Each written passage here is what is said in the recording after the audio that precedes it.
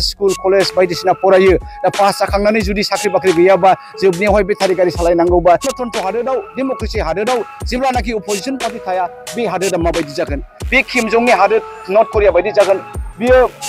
पुटिननि हादोर रासिया बायदि जागोन बियो शी जिनपिं चाइनानि हादोरफोर बायदि जागोन डेम'क्रेसिनि महरा थानाय नङा दा बेखायनो जोङो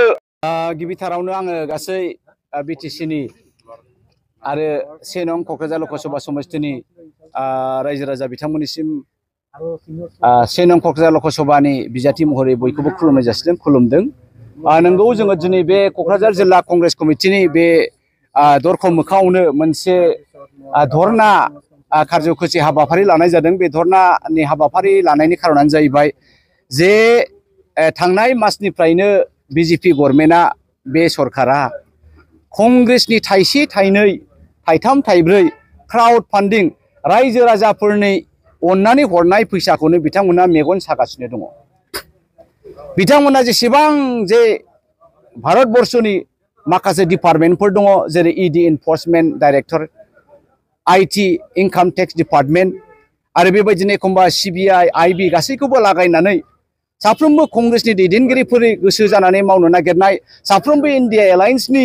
दैदेनगिरि जायफ्रा दिनै बे भारत हादोरनि मोजां हाबानि थाखाय एडभकेसि खालामबाय थादों बिथांमोनखौ टारगेट खालामबाय थादों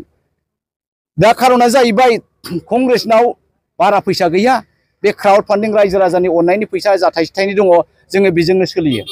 दिनै नायदो नोङो सारा भारतआवनो गासै नोङो 500निबो बारा जोंहा एमपिफोर केन्डिडेट दङ दा बिसोरनो थाखाय सासेयाव जुदियाव जोङो 90 लाख हरोब्लाबो मिनिमाम आरो इलेक्शन कमिशनारनि बिथोन मथे एथ' फैसा बायनो हायो बा 1 कोटि फैसा बेफोर फैसाखौ जों बबेनिफ्राय हरनो जोंनाव थाइसे थाइनै एकाउन्ट दंमोन मैया दाखालि आईटी डिपार्टमेन्टआ कंग्रेसनि मोनसे एकाउन्टखौहाय एआईसिसिनि एकाउन्टखौ फ्रिज खालामबाय एनएसइउआईनि एकाउन्टखौ फ्रिज खालामबाय इउथनि एकाउन्टखौबो फ्रिज थारमाने बन्द खालामबाय जेबो ट्रेन्जेक्सन गैला दा बेबायदि महराव जोङो मारैहाय इलेक्शन केम्पेइन खालामगोन कंग्रेसआ थाइसे थाइनै फैसा गैयाबा जोङो माब्रैहाय इलेक्शन केम्पेइन खालामगोन दा बे सिस्टेम नङा दा बिजेपिआ मा खालामनो नागिरदों बिथांमोना मोदिया होनबाय थादों इस बार 400 पार थारमाने एबाराव बिथांमोना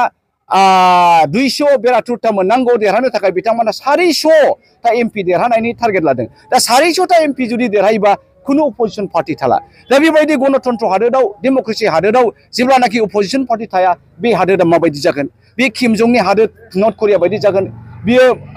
पुटिननि हादोर रासिया बायदि जागोन बियो शी जिनपिं चाइनानि हादोरफोर बायदि जागोन डेम'क्रेसिनि महरा थानाय नङा दा बेखायनो जोङो बे गभर्नमेन्टखौ दुसिदों आरो रायजो राजानिफ्राय बेखौनो खावलायनो सानदों नै बिजेपि सरकारा आईटी डिपार्टमेन्टआ 1823 कोटि फैसाखौ कंग्रेसनिफ्राय बिगासिनो दङ दा बे थाइसे थाइनै बेल' फैसा जा दङ एकाउन्टआव बेखौ लांजोबबा जोङो माजों जे एबार जे एमपि इलेक्शनखौ गेलेगोन दा बेफोरो जाहैबाय गणतन्त्रनि नियम नङा बे गणतन्त्रनि नियमफोरखौहाय सिफायजोबनानै बिथांमोना मिलिटारि सासन खालामबाय थानो नागिरदों दा बेखौ जोङो बिनि हेंथायै दिनैनि धरनानि जे हाबाफारिखौ लादों दा बेखायनो आङो गासै बर' रायजो राजा बिथांमोननिसिम बिटिसि बासिनिसिम खावलायनो सानदों नोंथांमोनहा कंग्रेसआ दिनै अपोजिशन पार्टी गसङाब्ला दिनै बिजेपिआ मा महर लागोन नोंथांमोना नुदों दिनै नरेन्द्र मोदीनि माबा मोनसे हेंथा खालामोबा जों कंग्रेसआनो खालामो हेमन्त बिश्व शर्मानि माबा मोनसे हेंथा हाबाफारि मावनांगौबा जों बिथांनि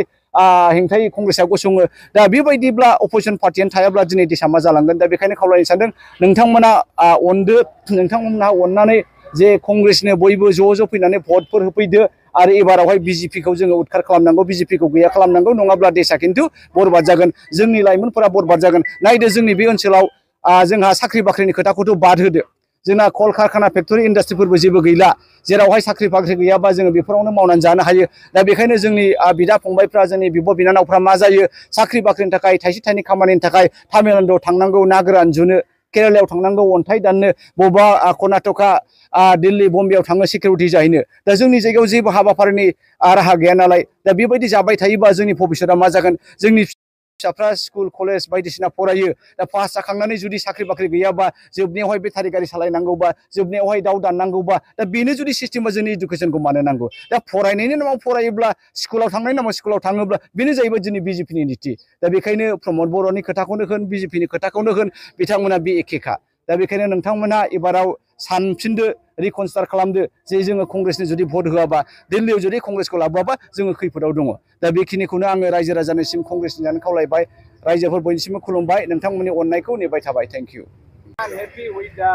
behavior of this government BJP government আমি খুবই বেয়া পাই আছি বিজেপি সরকারের প্রতি এই সরকার একদম